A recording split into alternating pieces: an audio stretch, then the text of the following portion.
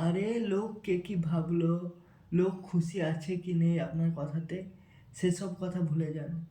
প্রথমে তাকে খুশি রাখার চেষ্টা করুন যাকে আপনি রোজ আয়নাতে দেখেন।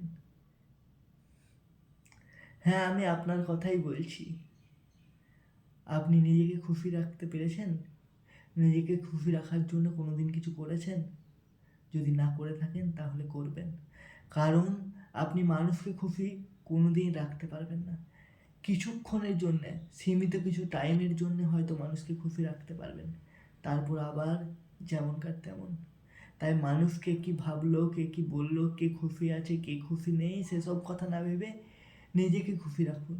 আর নিজেকে খুশি রাখার জন্য যে যে ছোট ছোট কাজগুলো করলে আপনি খুশি থাকেন সেই কাজগুলো করুন। আশা করি আপনি বুঝতে পেরেছেন।